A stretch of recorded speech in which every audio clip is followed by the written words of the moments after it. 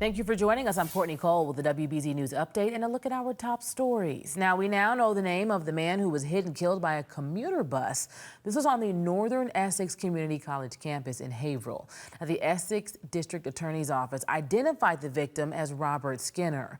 The deadly accident happened Wednesday near a bus stop on campus on Elliott Street. Skinner was taken to the hospital but did not survive.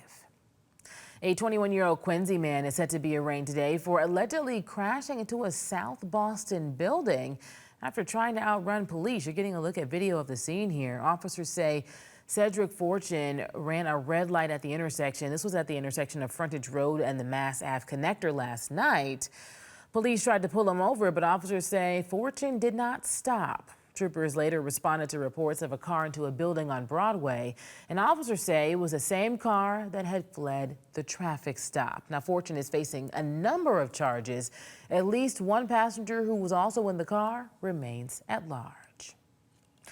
Green Line riders, listen up. We have some serious changes to tell you about. Construction will shut down much of the downtown service for 23 days in January, a good chunk of that month there. Most diversions will start at North Station and end at various points on the different branches. Now, the shutdowns, they begin January 3rd to the 12th, and then again from January 16th to the 28th. Riders are being asked to use shuttle buses, MBTA buses, or walk over to the Orange Line. Now, the Green Line extension will also be under construction, forcing service in Medford and Somerville to experience some nighttime diversions in the new year. And we have another chilly one out there as we head into this holiday weekend. Let's get a check with our next weather meteorologist, Jason Mikell.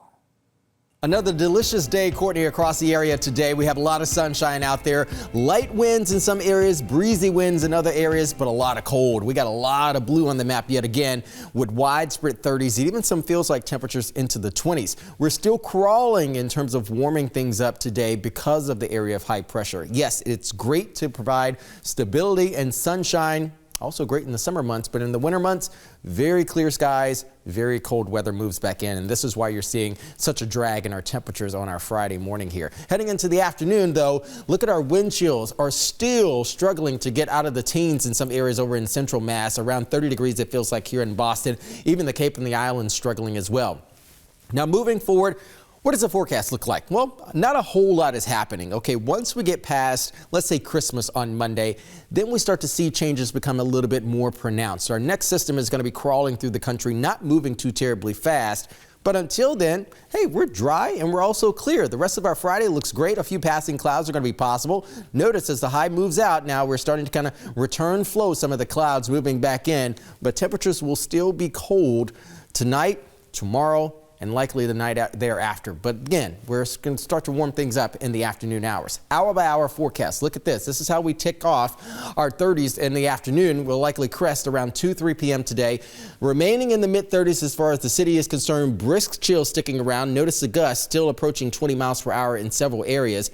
Overnight lows, still very cold, but not as cold as what we woke up to this morning. We'll be in the low 20s, perhaps even some upper teens north and also west of the city, especially in the suburbs and also especially over in Worcester County. Forecast highs tomorrow, again, warmer than the norm. But again, I want to point out here, onshore winds coming in because the high pressure system will be out to sea and will be on the southerly side of that, allowing temperatures to stay relatively warm. Santa's ride, how about this? As he is getting ready to unload his sleigh on Christmas Eve night, this is what you can expect, especially for the kids.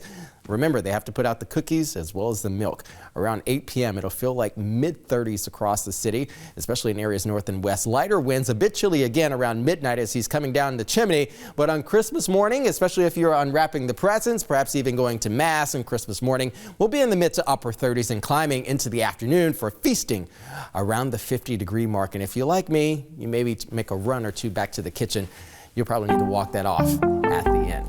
Here is our temperatures, friends. Look at this. 40s for us on Saturday and Sunday, and we start to climb around 50 degrees on Christmas Day afternoon. Partly cloudy skies, but clouds will be increasing late Monday into Tuesday, and they'll hang about on Tuesday. So that'll likely limit our great degrees of warm up. We'll still be around 50 degrees in the afternoon on Tuesday. By Wednesday, the rain showers are here, friends, and that'll likely be a very wet pattern sticking around with that system crawling through the area. We'll still be around 50 on Thursday, so Wednesday and Thursday there could still be some impactful conditions across the region as people are flying back home to the Boston area. Courtney? Jason, thank you. I'm Courtney Cole, and this has been a WBZ News Update.